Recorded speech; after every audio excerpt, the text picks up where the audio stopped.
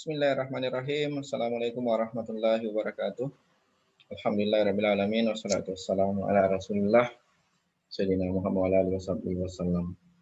Alhamdulillah, kita memuji kebesaran Allah Subhanahu wa taala di tengah pembelajaran jarak jauh ini. Allah Subhanahu wa taala masih senantiasa memberikan banyak nikmat kepada kita sehingga kita patutlah untuk bersyukur kepada Allah Subhanahu wa taala. Salam dan salawat kepada baginda Nabi Allah Muhammad sallallahu alaihi wasallam.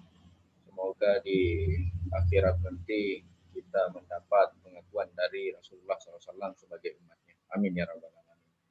Baik para siswa sekalian, siswa SMK Muhammadiyah Bungoro, kembali kita lanjutkan pembelajaran jarak jauh kita untuk mata pelajaran pendidikan kemuhammadiyahan kelas 11 semester genap di tahun 2021 ini.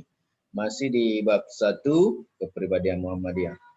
Setelah yang lalu kita sudah belajar fungsi dan hakikat kepribadian Muhammadiyah. Di pertemuan keempat ini, di bagian D, kita akan menjelaskan apa itu hakikat kepribadian Muhammadiyah. Ada 4 yang akan kita jelaskan pada materi hakikat kepribadian Muhammadiyah. Ada 4 penjelasan yang perlu kita pahami bersama. Yang pertama adalah memahami kepribadian Muhammadiyah itu. Yang lalu-lalu, pertemuan yang lalu kita sudah jelaskan bahwa kepribadian Muhammadiyah itu adalah cerminan daripada Al-Quran dan Sunnah. Apa yang ada, pribadi-pribadi yang ada di dalam Al-Quran, sikap-sikap yang ada di dalam Al-Quran, dan sudah dimiliki dan dipraktekkan oleh baginda Nabi Muhammad SAW, itu pada dasarnya adalah kepribadian Muhammadiyah. Nah, selanjutnya kita wujudkan dalam kepribadian sehari-hari. Baik dari masa ke masa sesuai dengan perkembangan kita, apakah kita sebagai pelajar atau nantinya sebagai anggota masyarakat, sebagai kepala keluarga, anggota keluarga, ataupun mungkin sebagai karyawan ya, dan lain sebagainya, pekerja ya. Kita harus terus mengaplikasikan sikap dan tindakan kita di masyarakat, di lingkungan kita sebagai pribadi-pribadi Muhammadiyah, sebagai pribadi-pribadi yang ada di dalam Al-Quran dan sunnah-sunnah Rasulullah SAW.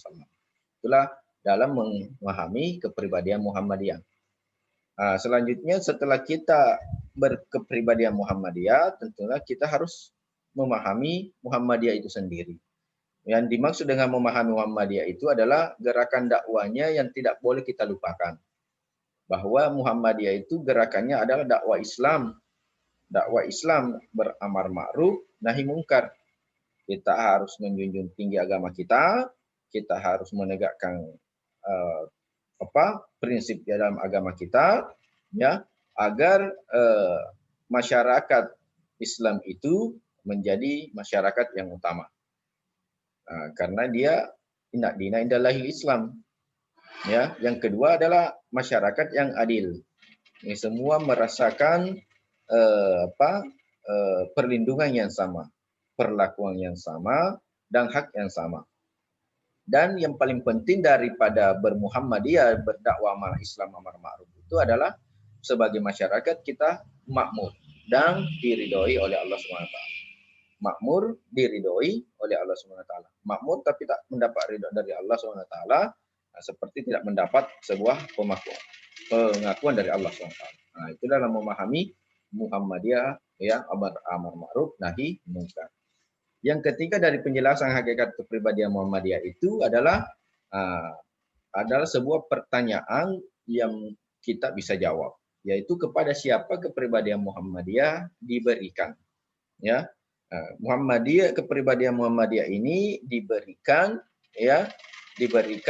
adalah bentuk-bentuk kesadaran akan suatu pengetahuan akan kewajiban dan tugas kita masing-masing. Apa hak kita sebagai masyarakat Islam, apa hubungan kita dalam praktek-praktek berislam di dalam kehidupan bermasyarakat. Karena tidak menutup kemungkinan ya kita bermuhammadiyah tapi hidup di lingkungan yang non Muhammadiyah. ataupun kita orang Islam tapi hidup bermasyarakat yang ada minoritas beragama lain, kepercayaan lain. Sehingga kepribadian Muhammadiyah ini terus kita emban, kita ingat tugas dan kewajiban kita. Jangan mengikuti alur, jangan mengikuti arus, ya. Karena kita hidup di tengah-tengah minoritas, akhirnya kita mengikut yang minoritas itu atau yang mengikut mayoritas itu. Ya, praktek-praktek agama kita jangan kita tinggalkan. Ya, contoh kita hidup di lingkungan mayoritas non-Islam, sehingga kita jarang juga ibadah. Itu tidak boleh, tidak boleh. Jadi kepada siapa kepribadian Muhammadiyah yang diberikan adalah kita tidak boleh melupakan tugas dan kewajiban kita sebagai warga Muhammadiyah dan warga Islam sesuai dengan ajaran Islam yang sebenarnya. Yang terakhir adalah bagaimana kepribadian Muhammadiyah itu diajarkan. Ya, tentunya kita kembali Muhammadiyah, ajaran Muhammadiyah ini, kepribadian Muhammadiyah ini, sikap-sikap, akhlak mulia, ya, akhlakul karimah itu hanya bisa disampaikan ya hanya dengan berdakwah dan memantapkan dakwah itu. Kita berdakwah sesuai dengan masa dan tugas kita masing-masing.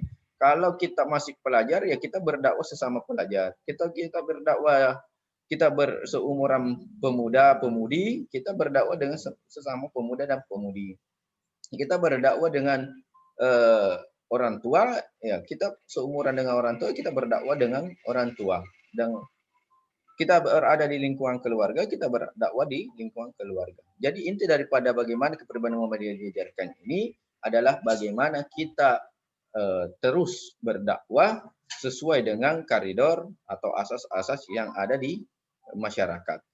Karena setiap warga Muhammadiyah punya objek di cabang dan ranting untuk kita berdakwah di situ. Kita ambil bagian di situ. Apakah kita yang mendengarkan dakwanya atau kita sebagai pemberi dakwah.